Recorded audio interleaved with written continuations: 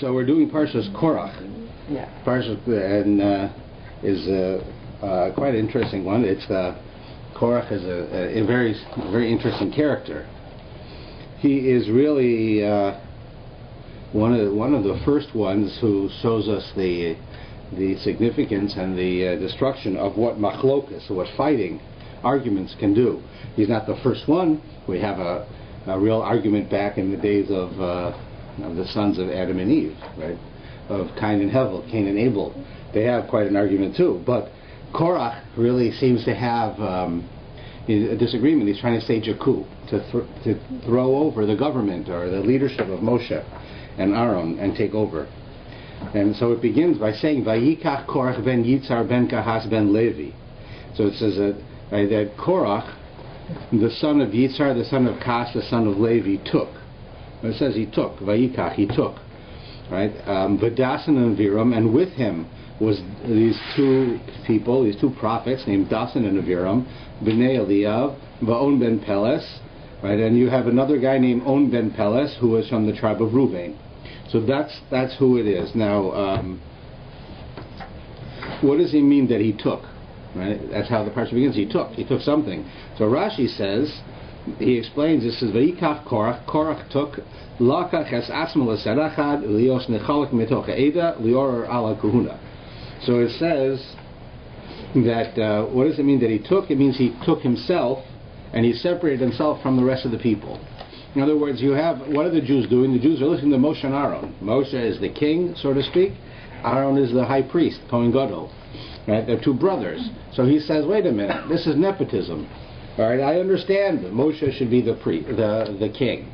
The king has to make his brother the high priest, and now we have the head of the tribe of Levi, of which Moshe and Aaron are part of, right? And you gave that also to a relative, right? A little bit more distant. So he's saying it's not right, and I should be in there, right? And he wants to fight. Now the Vayikach is translated into Aramaic, as we had seen the first word, V'ispaleg, which means to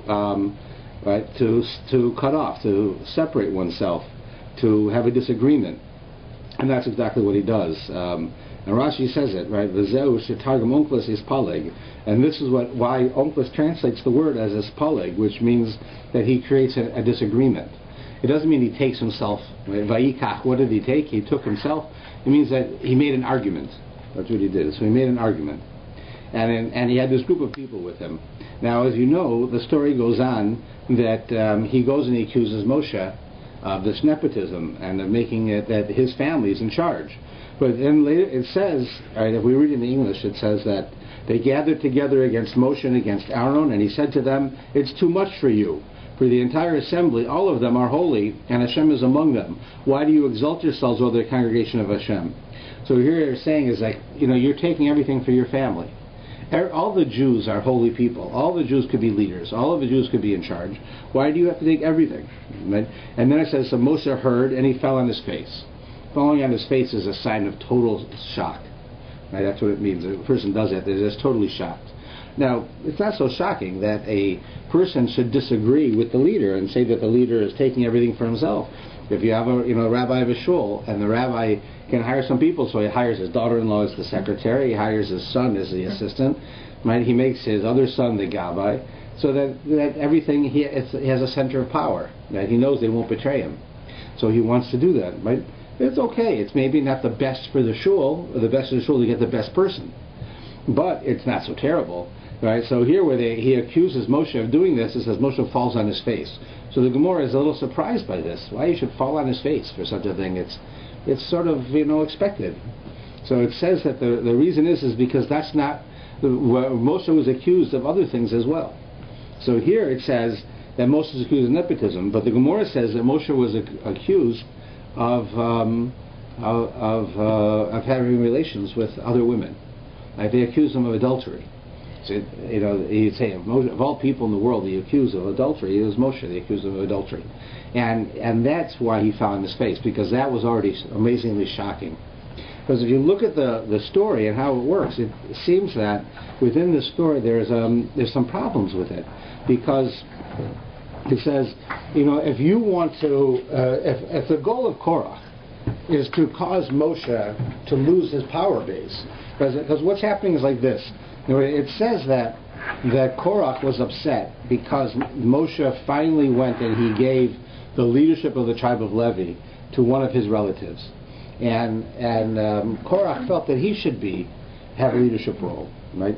So he goes and he says, well, what I'm going to do is I'm going to accuse Moshe, and I'm going to try to fight him, right, and make a coup. I'll get everybody behind me. So the problem is, Rashi says that the truth was that Moshe appointed this relative of his to be the head of the tribe of Levi many months before this argument. So you have to wonder, why does Korach wait until now?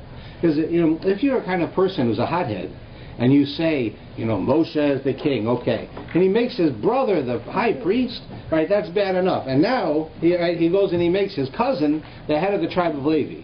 And I'm a Levi, and I could be the high priest, I could be the king, I could certainly be the head of the tribe, but he passes me over, he gives it to all of his direct relatives. And so why immediately when he heard that happen, why doesn't he argue? Why doesn't he go in front of him? And Rashi tells us the answer is because he says, Korach pekeach haya. Korach was a smart guy. He wasn't a dummy. He was street smart. And he understood that if I want to win, I can't allow my emotions to take control. If my emotions take control, I'm going to lose this fight. And his emotions would mean that the day he heard that that Moshe did it again, another relative, that he would go and argue with him. He says, no, I'm going to wait till the right time. So when's the right time? It's right now. And why now? Is because look what's been going on. We just finished the story of the spies. And the story of the spies has this very intense story of Moshe sending the spies, and the spies coming back failures. They come back with a terrible story, right? It's not at all a good story of what they say. And if they come back, even though Moshe wasn't the one who sent them, he was in charge. And therefore, he sort of lowered his popularity, because here you had a failure. Up until now, Moshe says, I'm taking you out of Egypt, they go out of Egypt. And they have these amazing things. And I'm going to take you through the sea, and they split the Red Sea. It's like with the President of the United States, you have a popularity, right? Moshe's popularity was probably 100%. Everything he said happened, and it happened in an amazing way. Suddenly they're in the desert, and now they're in trouble because of the spies, right? So now Moshe, who didn't even pray for the spies, it says in the end, it says he he's sort of lost some of his popularity. So now he says, now's the time for me to go after him, because people aren't so happy with him. So that's why Rashi says he was smart. He didn't do it based on emotion. He did it because he wanted to win. So he did it in a manner that would make it appear that he was smart. So that's why he goes and he waits till now to attack Moshe. Now the one strange thing is, of all of the things to attack Moshe with, why does he attack him with honor? Because he says to Moshe, you're the king, you make your brother the high priest, you make your cousin the head of the tribe. It's enough already. It's enough. You've taken enough for yourself. In other words, Moshe, you want kavod. You want people to give you honor, right? So you are taking all of these honors for yourself. You're not humble at all. You are an egotist, and you want to have all of the good jobs for your family. Right now, if you want to attack Moshe, and with clearly what is a lie, I would say that's not the lie to start with. Because you look at his personality, the one thing that we know for sure from the entire Torah repeatedly telling us that Moshe is the most humble of all people. The Torah later tells us that of all people in the world, no one is as humble as Moshe. Right? So certainly, if I was a smart guy like Korach, if I wanted to attack Moshe, I'd say, Moshe, I'll tell you what's wrong with him. He's not a very good speaker. He doesn't speak very well, right? He's got, he had a problem with his tongue, right? So he couldn't speak so well. So if you want to attack someone, you want to attack a rabbi, right? And let's say the rabbi is scrupulously honest with money. Every time somebody gives him money, he writes it out on the paper, how much money, what does he do with it, and he publishes it for everyone to see. So if somebody wants to attack him, they're not going to say he's dishonest, because it's publicly known that he's honest. What they'll do is they'll find something else, right? But Korach went after the one thing everyone knows that Moshe is. Moshe is humble. So what do you mean you take too much honor? You're an honor seeker, right? He's not an honor seeker, but that's what he accuses him of. And so therefore we see that there's something odd about this. And the rabbis tell us something, and the psychologists actually today say the same thing.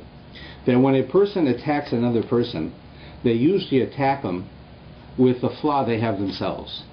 In other words, not the flaw that that person has, but if you have this, whatever flaw it is, you see the same flaw in other people. Let's go back to the idea of honesty, where, the rabbi gets money, and every time somebody gives him money for charity, he writes it down, and exactly what he did with it, and he makes sure that everyone knows, so there's total clarity. There's nothing hidden, right? So he's totally honest. So he's a very honest person. One of his members is not so honest. And the member is not so honest. He looks at the rabbi and he sees that the rabbi is doing certain things. He says, you know what? I think the rabbi's not honest. Why does he think that? Because he himself's not honest. And he knows that that's an issue with people. So in himself he has the flaw, so he sees the flaws in others. An argumentative person always sees other people as starting the arguments. Right? It's always the other person. Right? So here Korach is a honor seeker. He wants to be in charge. So what does he do? He accuses Moshe of that. And that's not at all who Moshe was. So that's one of the ways you know that Korach had that flaw, that problem himself, because he accuses him. Right? Later, when it says that Moshe fell down on his face, that's because he wasn't accused of honor seeking. He was accused of adultery. And there, you'd say, it's a horrible thing to accuse somebody of, but at least if you don't have in the Torah that says that Moshe never committed adultery, we can presume he never committed adultery. Right? We know he was a great man, but the Torah doesn't say it explicitly like it does about humility. Right? So when Korach attacked him, Korach made a big mistake in how he attacked him. Right? That's firstly. And then it says that Moshe says to him, all right, if you think that you're supposed to be the leader and not me, or not Aaron, so then here's what we'll do. We're going to go and get together, and we're going to take all of your followers. I had hundreds of followers, and everyone's going to take a pan, like one of these special pans that they use in the temple. We're going to put spices in it, and we're going to offer the spices. And God will pick the one who is correct, who should be the high priest. Everyone else is going to die, right? They're all going to die. So you have like 250 men, of which the odds aren't really good. It's basically one is going to live, everyone else is going to die. And yet Moshe says, this is the deal. You think that you're supposed to have this job, then you and all of your followers take this pan, put the spices in it, and light it on fire. And if God wants you to be the high priest, your spices will be accepted, and if not, you'll die. So it says that he tells them that they should go do that, and they go to do that. So you have to say, like, what's with these crazy people? I mean, there's 250 guys who are listening to Korach. Korach says he wants to be in charge. Okay. Moshe says, fine, I don't mind. If God wants you to be in charge, you'll be in charge. Here's how we'll find out. Let's go and do this. So you say these guys who are following him, Korach I can understand, because he's going to be the leader. But these people who are following him, they're playing Russian roulette. Now, what's Russian roulette? Russian roulette, you have a gun with 6 bullets. You take out 5. And every time you want to shoot it, you spin the thing, and wherever it lands, you don't know if there's a bullet in the chamber or not, and they put the gun to their head and they shoot the trigger. 5 out of 6 of the chances, there's no bullet. Right? There's only 1 out of 6. In this case, you have 250 bullets, and 250 spots, and there's 249 bullets, and only one hole doesn't have a bullet. That's not very good odds. Right? That's pretty bad odds. You're not going to win this one. But yet they do it. So the question is always asked, how is that possible that they do that? And this is, of course, the power of rationalization. We have that, people have that power. You saw it with Pharaoh. It says with Pharaoh, we read before, that it says that after the plague, for the killing of the firstborn, it says that there were screams throughout Egypt, because people woke up and found their children dead. And it says Pharaoh got up in the middle of the night, and he went out to see what was happening. And it says that, Rashi writes, he went out in the middle of the night in pajamas, it says. He went out in pajamas. So he said, what do you mean? What do I care what he was wearing? He would wear a robe, pajamas, a nightgown. I don't care. But no, the point is that here Moshe goes to Pharaoh. Now Moshe has 10 plagues. Moshe tells him 9 out of the 10. And on 9 out of 10, he's 100% correct. Right? Exactly what he says will happen, exactly when, exactly how. There's no change. Now the 10th one comes, and he tells Pharaoh, your firstborn is going to die. Pharaoh's a firstborn, he has a firstborn, all of the firstborn, all these are going to die. What does Pharaoh do? He goes to sleep. He goes to sleep. It's not even like, you and I, when we don't have, let's say, enough money to pay a bill. We can't fall asleep. We're up all night. Here, Pharaoh's himself could die. His son could die. All of these firstborn children throughout the whole country are going to die. And he can go to sleep. You know why? Because he doesn't believe it.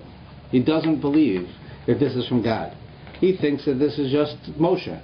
So therefore, even though Moshe has done 9 out of 9, he's batting 1,000. Every single plague he says is going to come is exactly like he says. Pharaoh still says that's just luck. The 10th time is not going to happen. So he goes to sleep. Right? That's what it means, that he put on his pajamas. He went to sleep. He wasn't worried. God's not going to kill the firstborn. And of course, in the middle of the night, he found out that they did. Right? That God did. Why? Because he was such a believer that there is no God, and or that our God doesn't have any power, that he actually put on his pajamas and went to bed. It's the same thing here. These men, they have like a 0.35% chance of living. Not 3%, but 0.3% chance of living. Right? 250 chances, 249 you die. You have only one. Only one person is going to be the priest. The one who's the priest is the one who lives. And yet they all were prepared to do it because they were so taken by what Korach said that they believed that Korach really was going to be the high priest. And therefore for them, it was totally logical that they should do this. It wasn't like us saying, how can they do such a thing? It's such a crazy idea. But the truth is, that's how we are. We're all like that. The thing about cigarette smoking. Everyone who smokes cigarettes that you talk to really believes that they're not going to get cancer. They know that you can get cancer, and they know that many people get cancer, but they believe they're not going to get it. And I know lots of people who smoke for 20 years and they quit smoking, and they say, you see, I beat it. I smoked for 20 years, I didn't get cancer. Now I stopped, and I'm fine, you see, so I was able to do it. Truth is, they have no idea. And in 20 years from now, they could get cancer. They're not going to get cancer when they're 40. They're going to get it when they're 60. Right? And the fact that they're not smoking for the last 20 years isn't going to help them any. It might not hurt them, but it's not going to help them. The point being, if the doctors tell you that the number one most common way of getting lung cancer, which is a common form of cancer, is from smoking cigarettes, why do you think you're not going to get it? Who do you think you are? You're not going to get it. You don't think every other person who got it thought they weren't going to get it? Of course, because we rationalize it. We say, it's not going to happen to me. It'll happen to someone else. I can quit at any time. We have all these things that we say in order to rationalize in our mind that we can do this and we won't have that effect, when in reality we will have that effect. But we trick ourselves, and that's what they did. The same thing. So the idea is for us is to realize where we're fooling ourselves. Because the most common type of fool is one who fools themselves. Because you're smart enough to know when someone else is tricking you. Like when you want to go buy a car and you talk to a salesman, you know that as nice as he is to you, he's not your friend. Right? The best example is with real estate agents. Real estate agents, right, when you hire a real estate agent to help you buy a house, the reality is you're not hiring anybody. Because a real estate agent doesn't work for you. They work for the seller, and that's who pays them. And even if they've never met the seller, and they're your best friend, the fact is they're working for the seller. And when they come back to negotiate with you, no matter how honest and caring they are, they have to negotiate for the betterment of the seller, not of you. Because that's their job. They have a contract with that person. That's who they work for. They can't do differently. Right? That's how it is. But yet, when we deal with a real estate agent, we feel like they're our friend, and there's someone we know, and they're negotiating for us, and yet they're not being dishonest, but they are negotiating for the other person. That's what they're doing. And so, but we rationalize in our head that that's not the case, and that everything will be fine. But you see that here you have a business that's based on that. They don't work for you. They work for the other side. So there was the same kind of concept. So when we think about this idea of what happens with Korach, we also realize that we do the same thing every day, just not as big. In the case of Korach, it was pretty big, right? That he was prepared to take over the whole country, or take over the government, so to speak. Now, we have a number of references, yeah? Rabbi, I just wanted to talk about the smoker.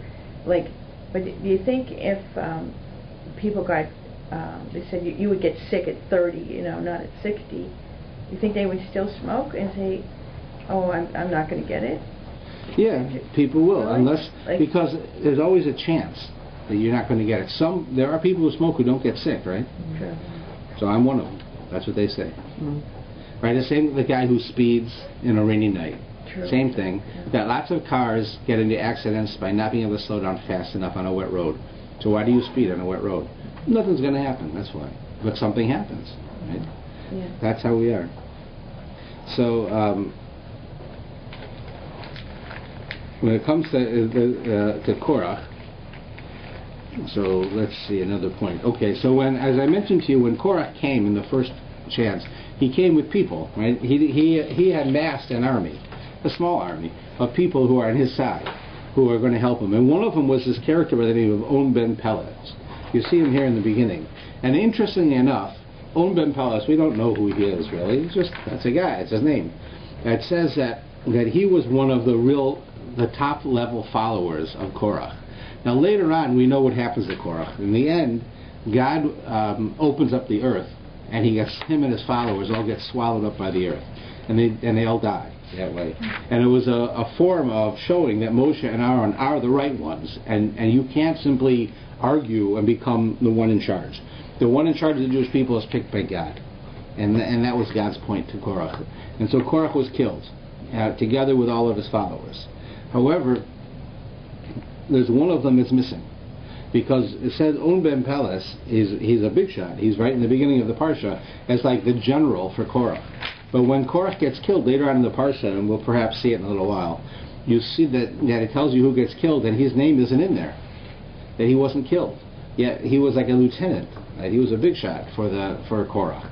So why isn't he killed? So the Gemara and the Medrash tell us an interesting story. It tells us the following. It tries to show us the difference in two different women. It says that On ben Peles was married, and he had a wife. And his wife comes to him one day, and she comes to the realization that this is a waste of time. You're rebelling against Moshe and Aaron is a waste of time. Why? So she tells him, if Moshe is right, and him and Aaron are in charge, so you're a nobody. If Korach is right, and he becomes in charge, you're still a nobody. Right? Because it's Korach who's in charge, not you. It's Moshe and Aaron who are in charge, not you. So what do you need it for? Why are you getting into this whole fight? This fight has nothing to do with you. Let Korach fight his own fight. So On tells his wife, you know what, you're right. You're a smart woman. I should listen to you. But I promised him I would come down with my pan to light the fire, like everybody else. I promised Korach I would do it. I can't not go. I'm an honest person. So she says, you don't worry. I'm in charge. So she goes and she gets him drunk. And she makes him a meal, she gives him food, and she gives him drinks, and he gets drunk. And he falls unconscious in his tent. And the next morning comes, and they want to come get him. Right? The guys come from Korach's group. Let's go. Where's On? We gotta go. We gotta go and have our showdown with Moshe. So she says, I'm sorry, he's not feeling well. You can't come. And they keep their distance because she's not dressed appropriately, which she did on purpose, so that they wouldn't come close. So they said, oh, well, he's not feeling well, what can we do? So they left without him. And because of her, she saved his life, because she was intelligent enough not to get emotional and to not get over involved. Because you can compare her now and contrast her to Korach's wife, because the same Medrash and the same Gemaras tell us about Korach's wife, and that Korach actually was not such a honor seeker. He was not a bad person. He was a Talmud Chacham. He did everything he was supposed to do. He followed the Torah, but he got into his head that he should be in charge. Why? Because his wife bugged him. His wife said, "What's wrong with you? Moshe is better than you. You can't be in charge. Go out there and tell him. You could. All right. So Moshe is the king. God could have picked him. But what about the high priest? What about the head of the tribe of Levi? What do you think? I'm the wife of a schlepper. I want to be the wife of somebody special. Go out there and do it." So she bugged him and bugged him and bugged him, and he went out and do it. And the end result was they all got killed. So here you have two wives who are advising their husbands what to do. One of them saves his life. The other one has him killed. Now, what's the difference in the two? That it should be that way. That one should succeed and one should fail. And that's an important question because of that. And here you see is that what happens when you have an argument? Whenever you have an argument, right, there's an argument going on, you get emotional. And afterwards, you regret what you said because you spoke emotionally. Right? You'll find that one thing that person you're arguing with is sensitive about, and that's what you'll get them on. Right? Normally, you would never say it. Yeah, you don't want to upset them, so you never say it. Let's say a person is, let's say, I don't know, they went bankrupt. Make up something. They went bankrupt. So the person's arguing with you about something, and you say, "What do you know about business? You went bankrupt." Right? You say the most hurtful thing you can when you're in an argument because you get emotional, you get hot. So you want to prove your point. Now, this doesn't prove the point at all. What's it got to do with whatever they're arguing about? It has nothing to do with the fact that he went bankrupt or didn't go bankrupt, or his father's Jewish or his father's not Jewish. It has nothing to do with it. But that's right. That's what they do. People get involved and they get hot and they say things they don't mean. That's what happened with Korach's wife. Korach's wife got emotional. She said, "You are supposed to be in charge. I want to marry an important man. I don't want to be married to a guy who's nobody, a schlep. I want somebody who's got some authority. Go out there and you be the one." And she pushed him and pushed him and pushed him. But she pushed him not in a good way, in order to do something that in the end caused him to die. While On's wife understood, we're not going to get involved here, because what's good is there? If Korach wins, you're not the boss. If Moshe wins, you're not the boss. Either way, you're not the boss. So why are we getting involved? So she comes up with a way to keep him out of it, so they don't get involved. That's the difference in the two wives. One of them gets emotionally involved, the other one does not. The one who gets emotionally involved goes on the wrong path and leads her husband for her ego. I want to be the wife of a special man. And that doesn't work. The other one says, I want to help my husband, and he made a mistake, so I'm going to try to help him. So both of the women have amazing power, but only one of them has amazing power in a positive way.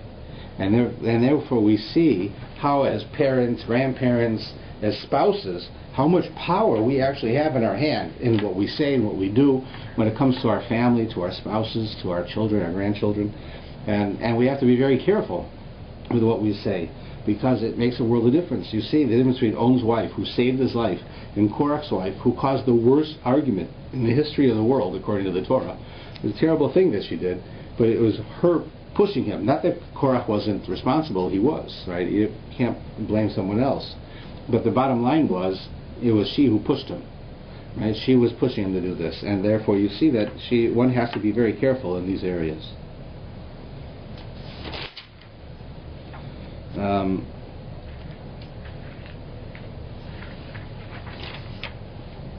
Let's see.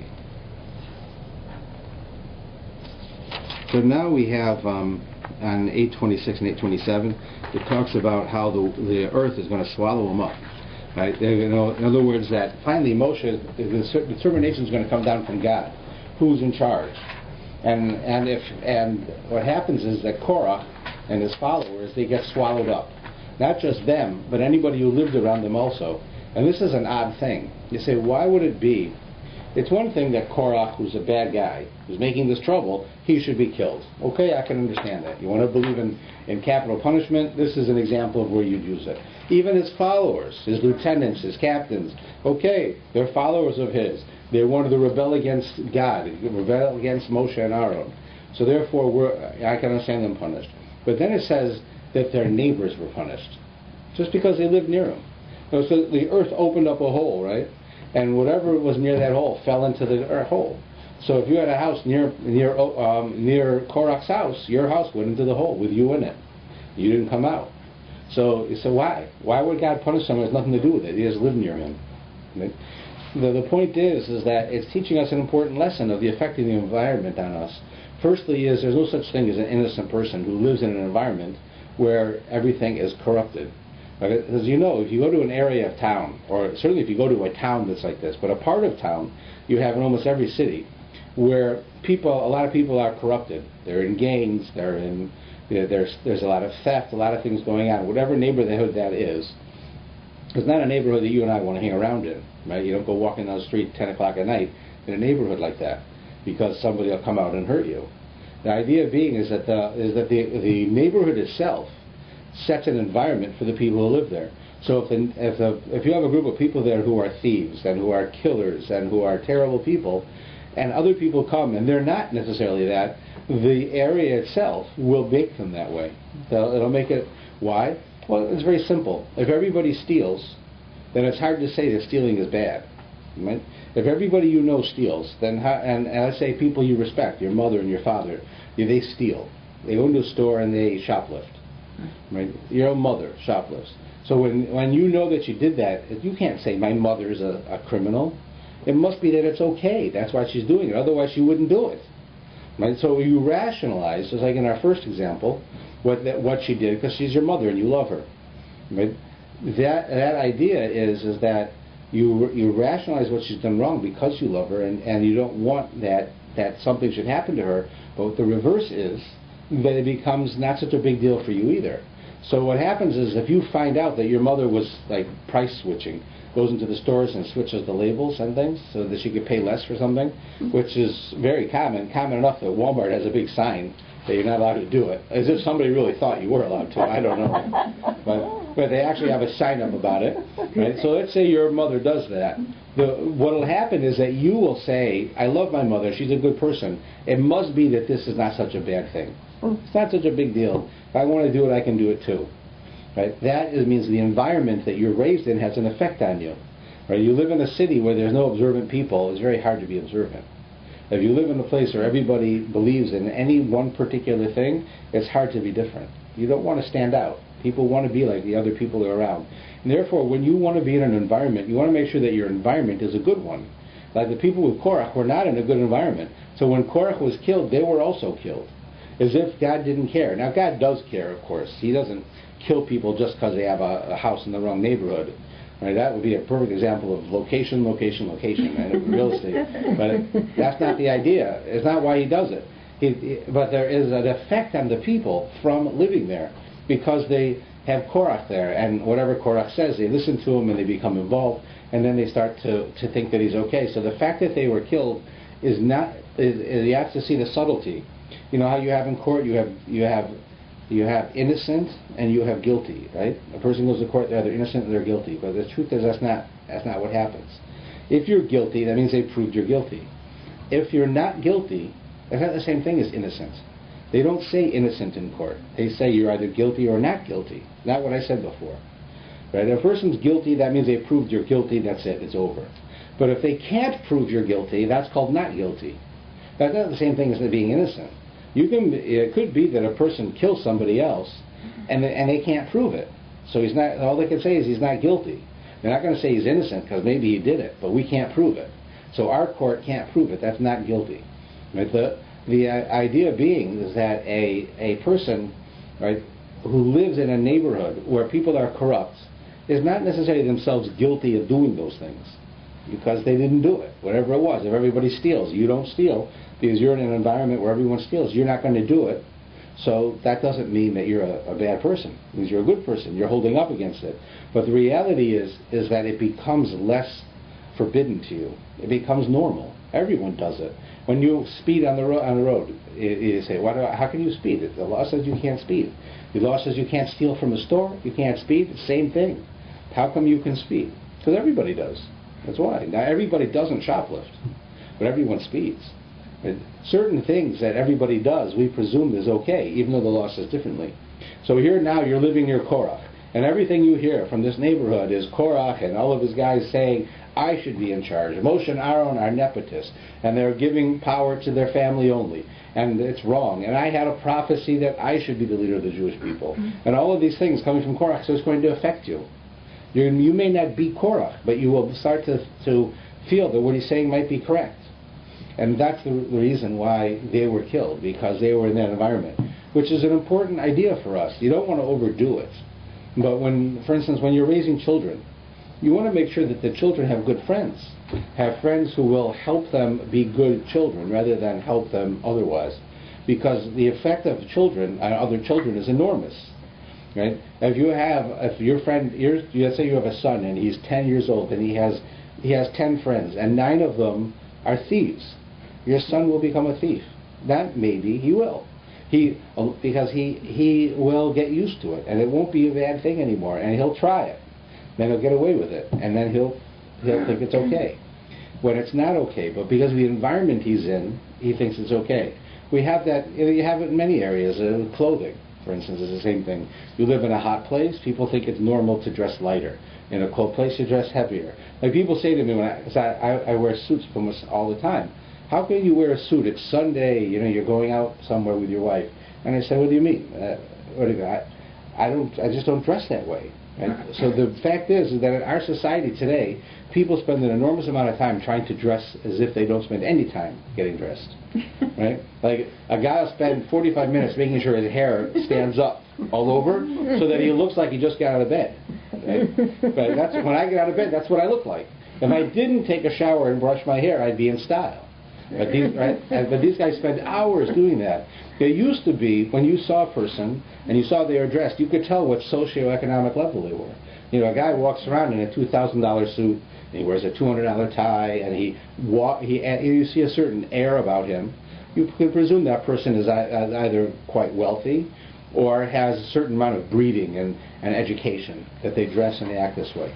Right? If you see a person who comes in with a torn T-shirt and torn jeans, right, that person you think has nothing.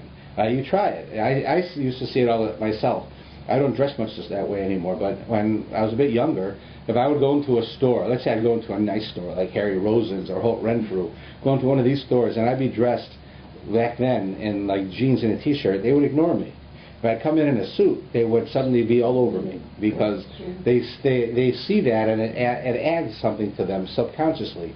They think it'd be different. Now today that doesn't work anymore because the wealthiest people in the world dress like schlubs. They dress like they're coming off the street, right? So that doesn't work. But when it comes to the environment that you're in, it dictates how we dress. You know, like when I dress the way I do, people say it's hot outside. Why don't you wear shorts? I say, shorts? Like, I'm not a 10-year-old kid. But what kind of an adult wears shorts? But they do. In our society, they do wear shorts. But to me, that's so strange that an adult man would walk around with short pants on, like a little kid, you know? It makes no sense. But in our society, they do it. And do you really think there's a difference in how hot you get if you wear shorts or you wear regular pants? You don't really have a difference. What do? I don't play outside. I don't go on a swing set. I'm walking from my house to shul. How much cooler would I be if I was wearing shorts? Not at all. Right? Not at all. All right, there is a difference if I wear a winter suit or a summer suit. Right, there's a difference. Like I have some suits that are really heavy, that are made to keep you warm. They're nice, thick material. So I won't wear that in the summer. That suit, you weigh 10 pounds versus a summer suit that weigh a pound, right? But to have to wear shorts, or how do you dress in black? You should wear lighter colors. If you wear black, I don't happen to like wearing black, but if you do, it makes you hotter. How much hotter is it going to make you? Like, what are we living in the desert and we're going to be outside all day? But it's the environment we're in. You see how it affects us? We actually believe, and it's becoming almost acceptable to wear men to wear shorts and dress like they have no money. And you can go into, like I can go into a store to buy a suit, and there'll be a guy in the store dressed like he's a bum. And he'll spend $5,000 on suits. And I'm saying, that must be hot because he doesn't wear clothes the rest of the week. I have no idea how he does that. Spends $5,000. But because it's accepted in our society to dress that way, right? That's the effect. To live next to Korach, it becomes accepted to be argumentative, to be a fighter, to insult people. Right? That became acceptable. And God wanted you to know that even if you weren't the perpetrator of it, you've been corrupted. And you're going to die. It's going to affect you too. So you can't do that. So one has to realize how important the environment we are in, ourselves, that we live in, and where our children grow up in, and we are in, how much it affects us. And you see it all the time. It's just example after example, where you live up here in Thornton, you live down in Bathurst and Lawrence, you live out in Mississauga, and an Orthodox Jew living in any one of those three places is going to be different because of the environment they're in. And that you have to take that into account when you pick where to live. And you pick how to raise your children, what school to send them to, what friends they should have. You don't want to be crazy about it, but it has an effect. It really does. So that's one of the things with Korach and why they were killed, because they had that environment, and then the environment affected them in such a way. So we have another interesting thing with Aaron. See if we can find it, where they're attacking Aaron's position, and it's really on 829, 830, 831. But it says they're attacking Aaron's position as the high priest. Now they want to be the high priest. Not enough I want to take over for Moshe, I want to take over for Aaron. So they wanted to fight with him. So Moshe tells them, this is what we're going to do. Hashem tells Moshe the following, and it's the last line in 829. Speak to the children of Israel and take from them one staff from each father's house. All right, so Moshe is going to go to each family, right, original family of the Jews, and you take a walking stick, which is a sign of leadership, right? The person in the family who had the stick, that was the leader. So you take one from each house, from all of their leaders according to their father's house, 12 staffs. Each man's name shall you inscribe on the staff. So you have each man, one representing each of the tribes, has a staff, and God tells Moshe, write the name of the person on the staff. Okay? And then the name of Aaron should you put on the staff of Levi. Now Aaron's name shall be on that one, from the tribe of Levi, because Aaron was from Levi. For there shall be one staff for the head of their father's house. You shall lay them in the tent of meeting before the testimony. So you put it now in the Mishkan, like in the base of Mikdash, in front of the Holy of Holies, right? Where I will meet with you. It shall be that the man whom I shall choose, his staff will blossom. Thus I shall cause to subside from upon me the complaints of the children of Israel, which they complain against you. Right? He says, and the one who is the right one, I'm going to do a miracle, and his staff is going to blossom. Right? You know, a staff is a piece of wood. It's dead. It's a dead piece of wood. It's not a tree. But you take the staff, you put it down, God's going to make branches come out of it, and it's going to have blossoms, and it's going to have fruit. Right? And in the end, it was almonds, right? The almond fruit. So that's what he's going to do to the one who's the right one. And everybody else is not going to be the right one. And so they went and they did just that. And they put the staffs down, all the staffs down. And then they left them, and they came back in the morning, and Aaron's had, as it says, that they came in, and they found that Aaron's staff had grown branches, and had grown almonds, and actually the flowers, and then almonds, and that was a sign that miraculously that God said, you can see who I want as the high priest is Aaron, not some other guy. Now the commentators don't want to know, why is this the sign? Like, why is it that it grew almonds? Maybe you should have made it grow oranges. Why almonds of all things? God says, this is how I'm going to tell you. So there must be some significance. So one of the things that's important that we learn from this is that Talmud tells us that there's two species of almonds. Right? There's different species of fruits and vegetables. There's two species that are called almonds. They're similar, but they're different. How is that? One type of almond, as it's growing, before it's fully ripened, is very sweet. But when it fully ripens on the tree, it becomes bitter. Right? So when it really looks like it's ready, it's fully grown and it's ready, you think it's ready to eat, then that's too late. That means it's already bitter. You want to get it while it's still growing. There's another type of almond that while it's growing, it's bitter. But when it's fully grown, this is like the almonds we get, then that almond is sweet. So you have two different kinds. So God used the example of almonds because of this, because it tells you a lesson. There's two ways of accomplishing things. You know, he says, if you want to make a fight, like you guys are doing, you want to make a machlokas between Jews, right, between Moshe and Korach, or Korach and his people and Aaron, you want to do that? You want to make a machlokas, which is a terrible thing for Jews to do, but you want to do that? Okay, you can do that. And everybody knows when you make a fight, it's fun. And it's at first it's like everyone's excited. You know, just look at that guy. He's making fun of the other guy. Right? He's doing that, and everybody wants to get involved. It gets excited, and they all like it. Because in the beginning, sadly, a fight is fun, but in the end, everybody's hurt. In the end, nobody comes out ahead. The one who did it is upset for whatever reason. The one who was insulted is insulted. Everybody else who was a part of it feels embarrassed because I got involved in this. I had nothing to do with it, but I went and got involved. So everybody is involved. And in the end, anybody who gets into a fight is always sad. So in the beginning, it's fun and exciting. In the end, it's sad. When it comes to making peace, it's the opposite. When you have two people who don't get along and you want to make peace between them, you're walking on eggshells, right? You want to try to make sure, say the right thing, and this person really means this, and this one means this, and you don't want to have a fight. Some people never forget. You make a fight with them, the rest of their life, they never forget, right? You want that, if you have a fight, it's very hard to make peace between people who are having a fight. It's very bitter at first. Later on, though, when you make peace between them, it's even better than it was beforehand. It's even better than before they fought, because they saw the worst of each other, and they see how both of themselves are trying to get along, and then the relationship becomes much more solid.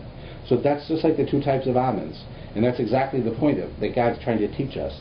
That God's saying, if you have two ways of going. If you want to accomplish something, you want to make a fight among people. At first, you're real happy. Everybody likes fights, right? You have a fight. Everybody likes watching fights, right? But in the end, everyone's going to get hurt. So that's not a type of almond you want a part of. But the other type of almond, because that type of almond is sweet at first, and when it's fully grown, it's not sweet. That's like a fight. But making peace, that's like the almonds we're used to. When you eat an almond on the tree that's not fully grown, it's bitter. Tastes terrible. You wait till it's fully grown, it's sweet.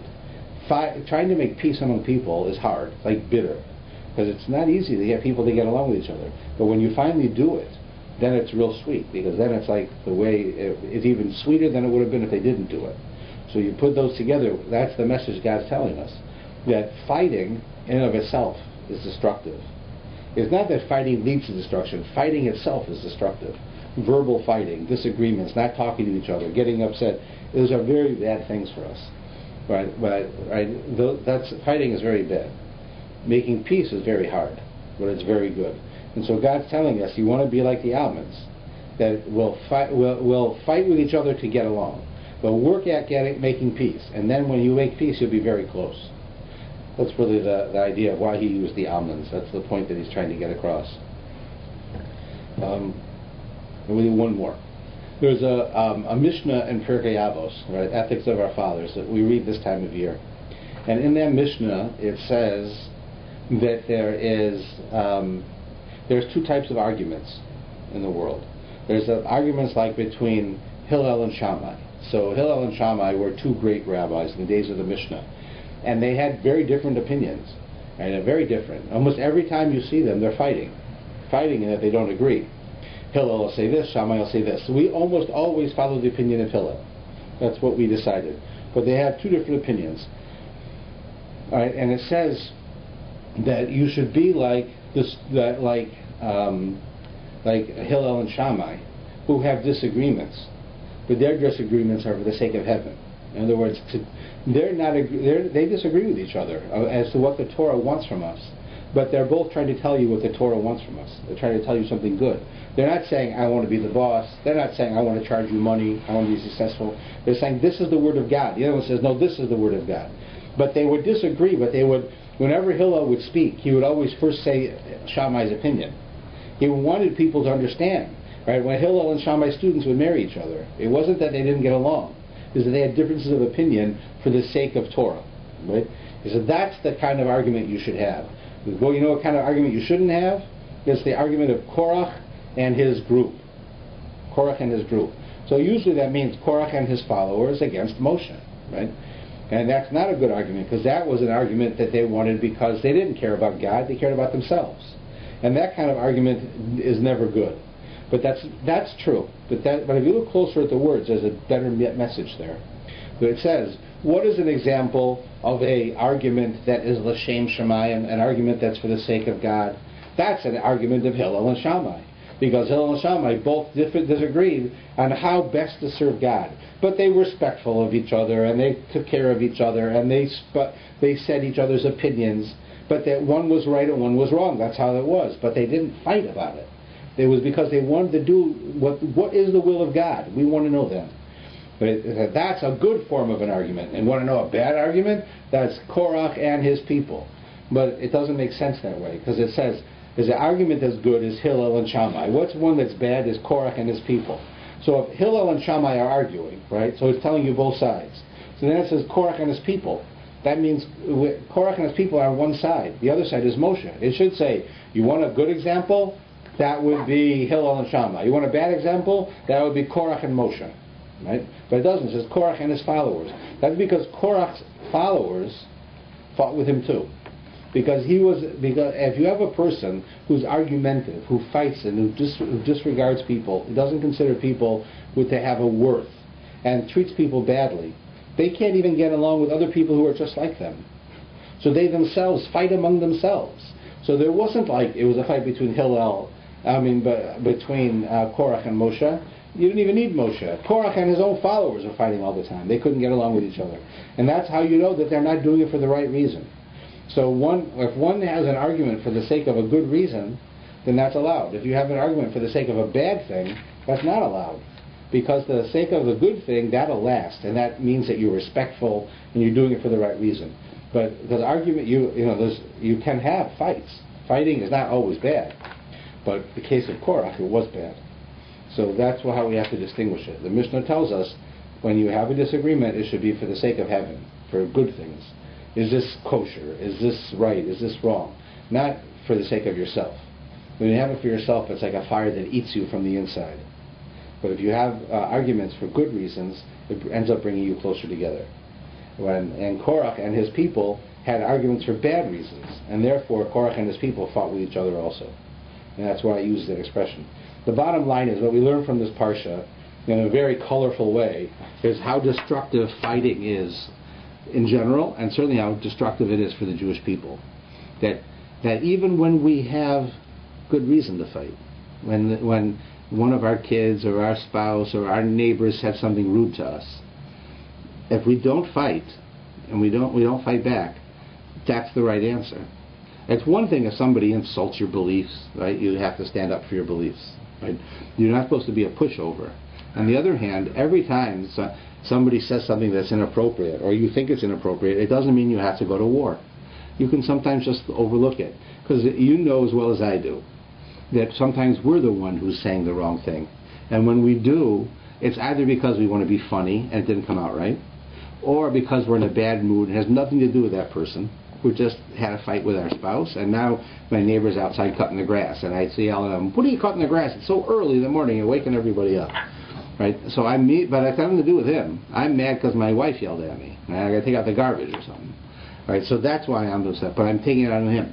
So now that we know that we do that, so let's presume other people do that. So that next time when you go outside and you say hello to your neighbor and they ignore you, it's not because they don't like you. It's because they're thinking about how their wife made them take out the garbage. They're upset. Right? It's got nothing to do with you. Right? But we think it does. Right? That's just how we are. That's what one of the explanations of the mitzvah that says, "V'ahavta l'recha kamocha." You should love your neighbor as yourself. What does that mean, love your neighbor as yourself? I mean, how do I love myself? So the answer is that one thing you do for yourself is you always give yourself the benefit of the doubt. You know, why is everyone giving me a hard time today? I'm having a bad day. I'm just having a bad day. Leave me alone. I won't argue with anyone. Right? So why don't people see that? Why don't people see that? We see it about ourselves. Right? Everybody sees about themselves. I'm just having a hard day. I just didn't sleep well. My wife was upset with me this morning. This and this, whatever it is. Every time we feel right that we have a rationalization, we have a reason why we're acting that way. So just do me a favor. Just overlook it. I have nothing against you. I'm just not thinking straight today. So if we can ask people to do that for us, what we should do really is presume when someone sounds angry with us that that's what's happening to them. You know, I tell guys all the time when we do marriage counseling that you come home from work and you just spent 10 hours at work and you work really hard to bring home money and to take care of your family. You walk in the house and you'd like, it should be peaceful in the house and that dinner could be ready. So you come in and the first thing is your wife yells at you. So what do? How come you're yelling at me? I didn't do anything. I just walked in. I spent my whole day working to have money for you. And then I come in and you yell at me. Why are you yelling at me?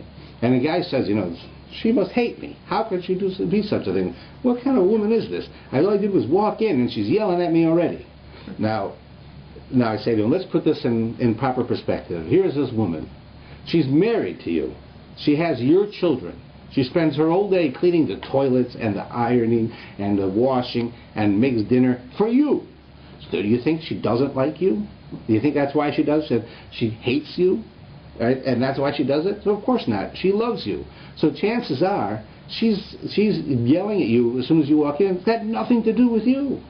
It's just, okay, she shouldn't do it. Right? But when you walk in and she yells at you and you didn't do anything wrong, right? You just came home from work. So then why do you think she doesn't like you? You should presume that something happened and that what you should do now is try and make her feel better. And then it'll go away. But that's not what we do. We get angry back. What do you mean? What are you going to yell at me for? I didn't do nothing wrong. Why are you doing that? And then that's it. And you don't talk to her anymore. Or you leave. Right? I'm not going to eat this food. Get out of here. Right?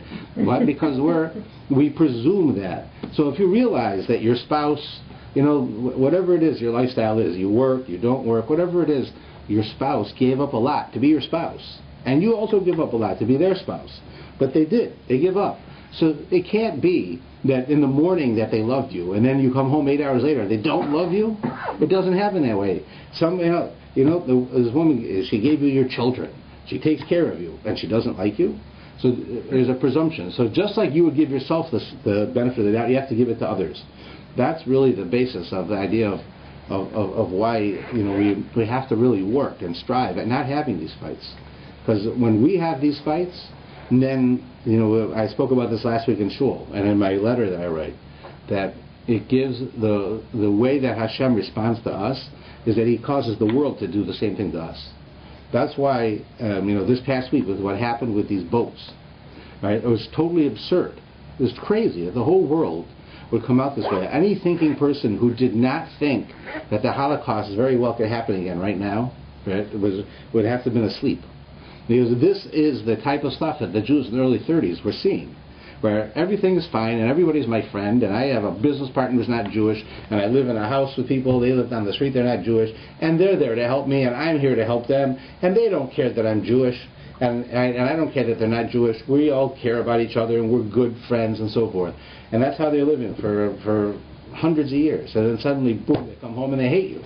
What did they hate? What did I do different? Nothing. They hate you, right, because God is sending you a message.